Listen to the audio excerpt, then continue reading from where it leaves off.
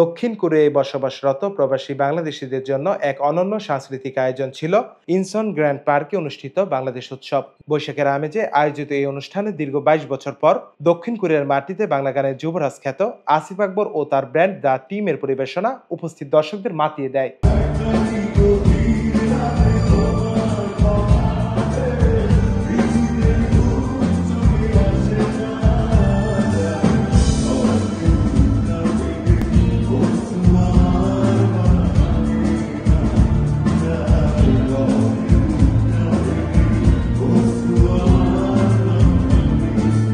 ইনসন Bangladesh community in কোরিয়ার আয়োজনে এই কনসার্টে আসিফ আকবর পরিবেশন করেন তার জনপ্রিয় সব গান। প্রবাসী বাঙালিরা উৎসাহ উদ্দীপনার সাথে অংশ নিয়ে বাংলা সংস্কৃতির স্বাদ উপভোগ করেন। অনুষ্ঠানে উপস্থিত দর্শক বলেন, দীর্ঘদিন পর মাতৃভূমির গান শুনে মনে হলো বাংলাদেশে ফিরে এসেছি।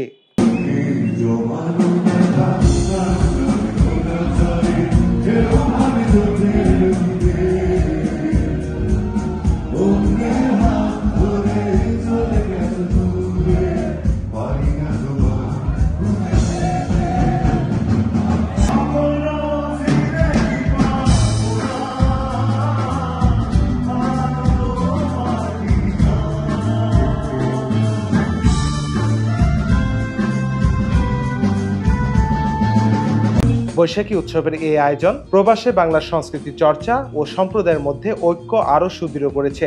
আসিফ আকবরের মতো শিল্পীদের অংশগ্রহণ এ ধরনের অনুষ্ঠানকে করে তোলে আরো আকর্ষণীয়।